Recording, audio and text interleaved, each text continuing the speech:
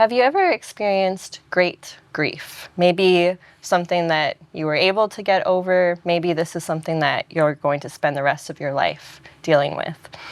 Today we're going to be talking about Psalm 22, which is a psalm of grief and lament and betrayal and abandonment.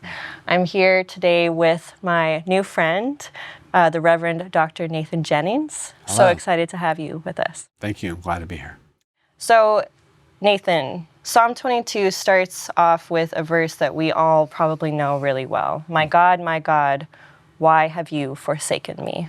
So what is Jesus saying on the cross as he is saying this psalm? Well, he's saying a lot of things. Because one thing that we can be sure of is that Jesus is thoroughly familiar with the scriptures. Yeah. And that Jesus has prayed the Psalms all his life as part of the liturgical life of the people of God in his day. And I think we can assume probably in his own personal devotion.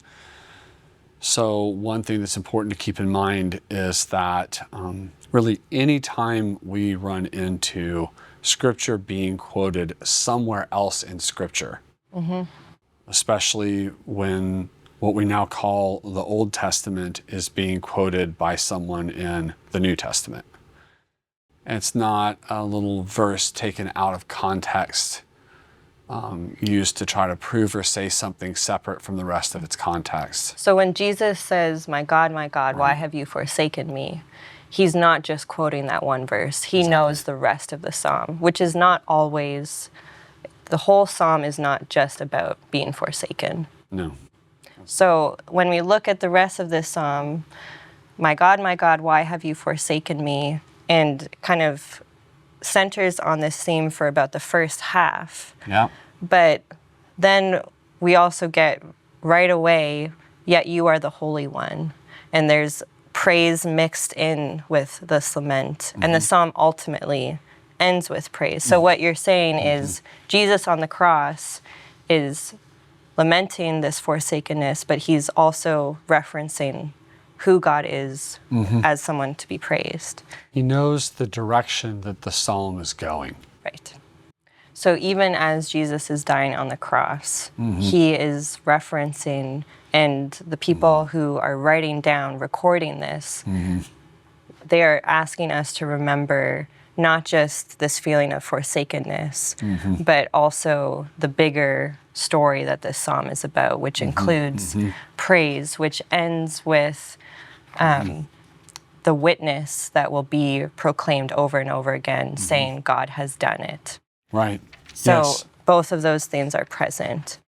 We also talked as we were kind of setting up our discussion, thinking through how lament, often we try to skip over lament into praise, into hope.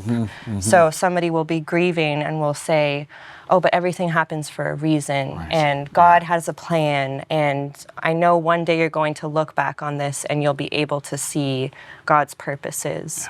And so as Jesus is on the cross and he's saying, my God, why have you forsaken me? Are we supposed to think, oh, therefore, in our lament, we're supposed to think about resurrection right away? What is that relationship, do you think? Right, yeah, and that's a mistake that a lot of folks can make, and it's well-intentioned. Right. You know, when we encounter somebody who's experiencing extreme grief, extreme loss, extreme sorrow, we don't know what to say. And so a lot of times we kind of cut to trying to offer hope rather than trying to just be present. The thing about emotions is the only thing that's infinite is God. So there is no emotion that lasts forever. And so, which is not to say that there aren't griefs or losses that are forever. Right. You feel the emotion again later. Right. But in a given moment, as overwhelming as an emotion or a feeling, or what the ancients would have called the passions, can feel, so much so that we're tempted to avoid it, we simply don't need to, because all emotions have an end. Right. And so if we're reading the psalm in as a whole with its context, then what's going on is that the reason why we have the kind of trusting relationship in God that allows us to trust him as someone we can turn to lament our loss or our grief is because we hope. So as we're thinking through this psalm, which is a psalm that Jesus quotes on the cross, and it's also a psalm that we use during Holy Week, because as we step into this death, resurrection weekend of Jesus, we go back to this psalm, and we actually read this psalm during one of the services. Could you talk a little bit about how that works? Yes, so Holy Week is that whole week that anticipates Easter, starting with Palm Sunday. The current prayer book has designed kind of 3 days to be able to be performed as one continuous service with some long breaks in between it. And so that's why, although the prayer book doesn't call it this, liturgical scholars and the Roman Catholic Church will often call it the Triduum. So Triduum. So you can hear the three in there. Yeah, just meaning the 3 days, the great 3 days. And so this begins Thursday evening with Maundy Thursday, continues through the Good Friday service, usually around noon or midday on Good Friday. There is a Holy Saturday service, and then a great vigil of Easter, either starting from sundown that Saturday night or very early in the morning, Sunday morning, depending on how your church observed it. But those 4 services are one liturgical service and one liturgical action. So traditionally in the Western Church, there is this devotional ending to Maundy Thursday. So Maundy Thursday is a service of Holy Eucharist, and in many ways following the shape of any Holy Eucharist service that we're used to. But we're used to, once we've all communed, at the end we say the post-communion prayer. Often there's a blessing, there's a dismissal, maybe there's a hymn, and then we all go out. So the tradition in the Western Church is that Maundy Thursday ends with what's called the stripping of the altar. The clergy and sometimes, like, say, the altar guild, not sure how y'all do it at St. John the Divine, but I think it's just the clergy. Yeah, but perhaps the altar guild helping them on the side to get everything into the sacristy and into the vestry. They take everything off. Sometimes they even will kind of pour water on the altar and wipe the altar down. Oftentimes the priests themselves take their vestments off, either stripping down to normal clothing or maybe down to a black cassock alone.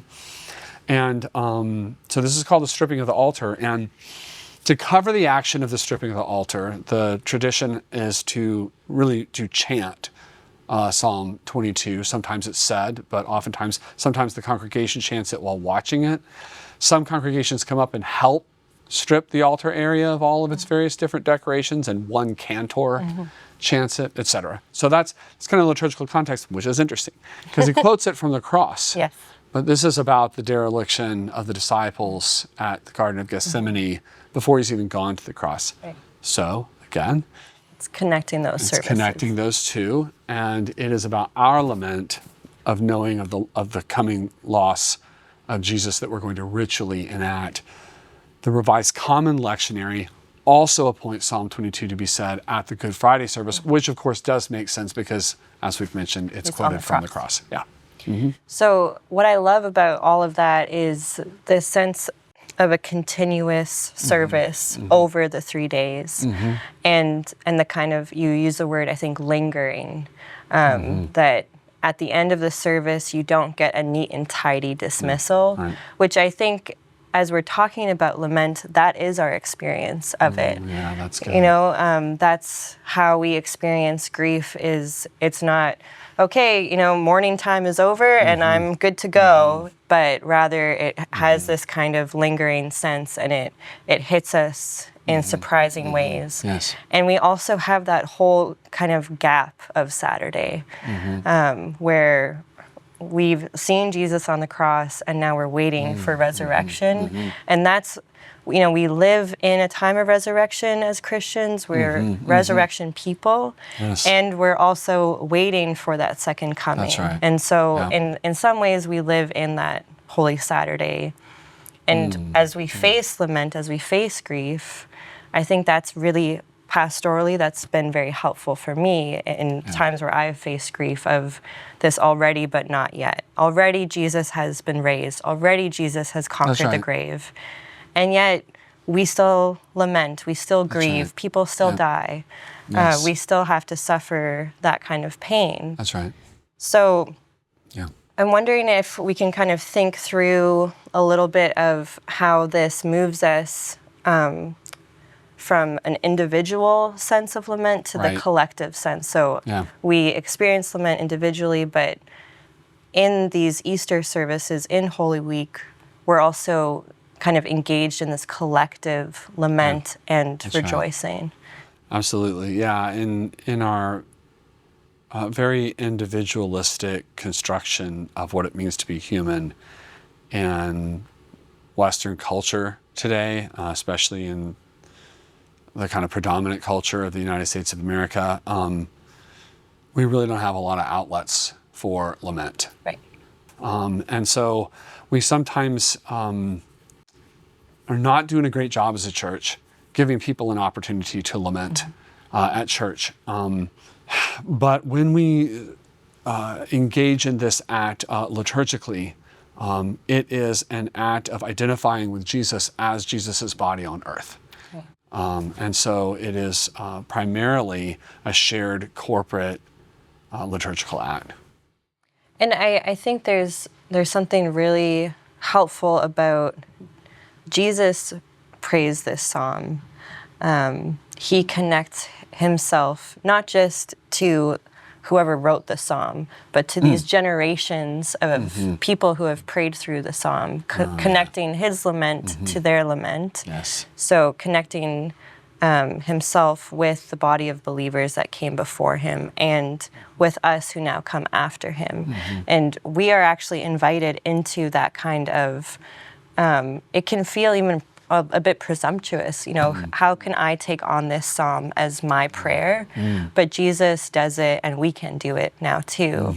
And so much of this series has been kind of walking through these difficult emotions that we often feel that we have to filter out of our prayers.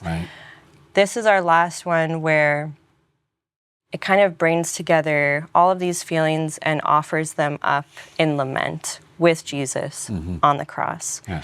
So as we step into tomorrow's service of Maundy, Thursday, and we go to the Good Friday service, and we wait on Holy Saturday for Easter Sunday, we see this kind of sense of death and resurrection being bound together in a continuous story, even if all that we might be experiencing right now is death, is grief, is that waiting time. And thinking through your last year or my last year, what has happened in the last year between last Holy Week and this Holy Week that I want to now bring and lay before the cross. That's kind of the question that I would want to leave people with.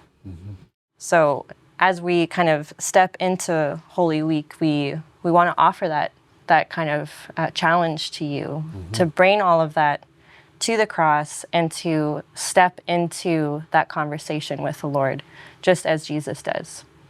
So thank you for joining us, and thank you, Nathan. Thank you for inviting me. Yeah.